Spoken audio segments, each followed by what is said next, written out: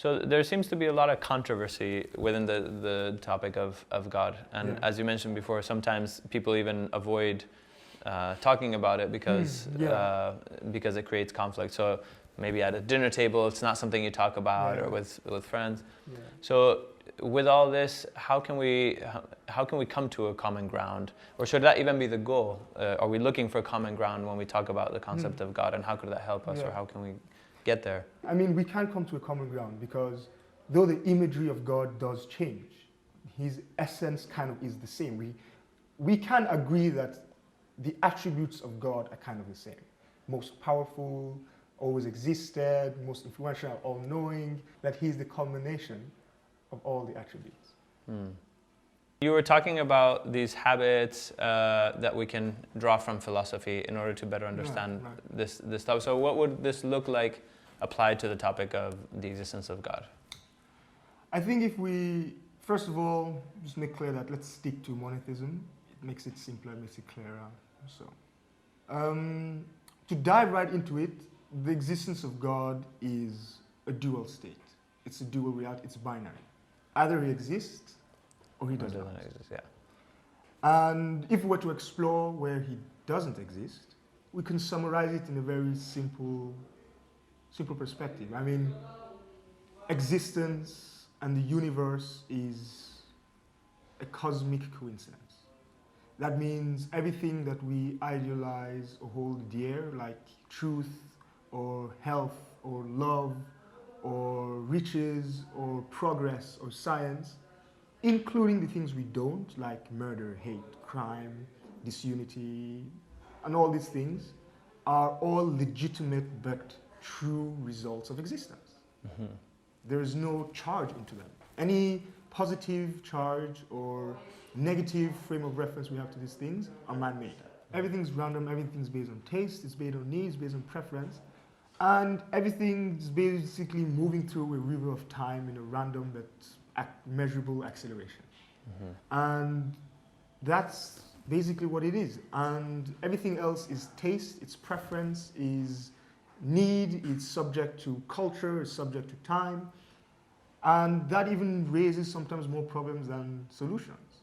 And who's to say that one thing is better than the other? Now, the lack of a higher reality, besides the ones that we are, surrounded with, we can romanticize as much as we can, or as much as we want, but it negates the importance of any of life's big questions. We may still have them, legitimately, but there is no point in pursuing them as we can't really grasp further from that point. Do we need to believe in a higher purpose in a way, or a higher deity or higher being in order to actually to have a moral code, or because a lot of people don't believe in God, or say they don't believe in God.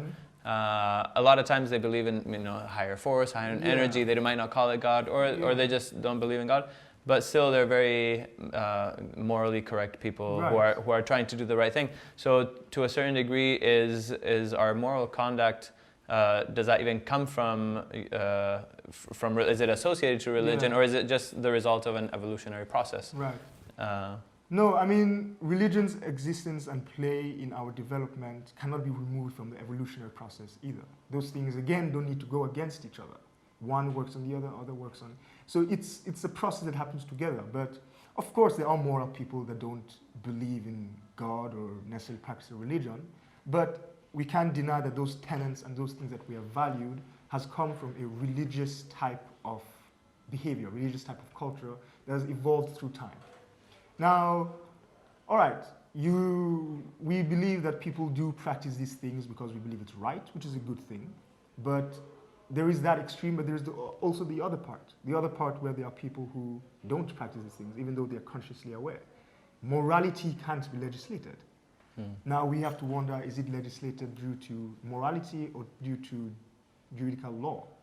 And this is its own debate on its own. But because evolutionary, to have certain qualities and certain virtues is an advantage for the herd, to develop the herd, to carry your own load, to move it forward, to be accepted, to fit in, to not be, all these factors. Nowadays, does that mean that those ideas and virtues are useless? If a person living in his basement and only wants to play video games or read books and have nothing to do with society? Is he exempt from these norms, ethics, and rules and morals? Because it's an evolutionary achievement, doesn't mean that it has dominion on us. Doesn't mean that you have to follow it. That's the idea of free will. So these things may be true, and again, romanticized to a degree that, but if we actually rationally think it through, a person who knows he has one chance at life, sometimes they don't always want to waste it on following what society thinks is right. And then we may have more chaos than what we originally started with. Yeah. I mean, but ultimately, you can't blame people also because we have the habit of believing in things that we can feel, that we can see, that we can smell, that we can prove in one way or another. So ultimately, how can we believe in something that we can't see? And why don't these things actually become more obvious to us if they're actually there? Or No, that is actually very legitimate, and that is a very good point. This is where the idea of what we observe and what we can sense and the empirical version aspect of that is not a bad thing. It's a very good thing. If anything, it's the first step in discovering God. But the problem comes when you stop there and use that as the answer, you know? And to understand first that if God did exist in the hypothetical reality, his existence will be so far beyond our reality or even understanding of reality or even anything we can imagine. We are finite, and God is infinite. And finite cannot take in the infinite. It would be as if we expect a plant to understand us in our fullest reality in comparison. It's not the limitations of God that make him invisible to us. It's the limitations of man. And the exploration of such an intangible reality demands intangible tools. And the greatest, strongest intangible tool we have, whether you think it's from evolution or from God, is the rational mind. And that is what we can use to further dive into that concept. So I think, yes, we may not be able to experience him, but that is part of the test. That is part of the difficult aspect of it. That's part of its understanding. ultimately, would you say that religion is wrong? Or that we don't need religion in society? Or Well, not to dive too much into the theological aspect of it, but I think religion offers guidelines and understandings and rearing of certain potentials in us that we can't really discover on our own. And we need to understand that religion has never claimed that that was its purpose, to make us understand God fully. That was never its purpose to begin with. Its purpose was our relationship to one another, our relationship to our nobler realities, our relationship to the world, to nature, to, you know, all these things to really make people think and act in a way that they wouldn't otherwise have if they were left in their own vices. We see, there is no doubt that we see what happens when people are left by their own vices.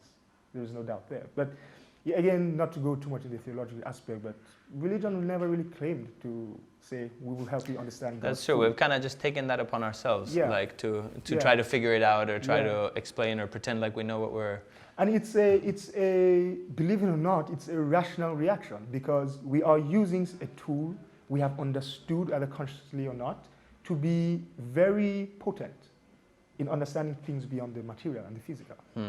And there's nothing wrong with that. The problem comes when you start now using it for things where it doesn't belong. You know. You done?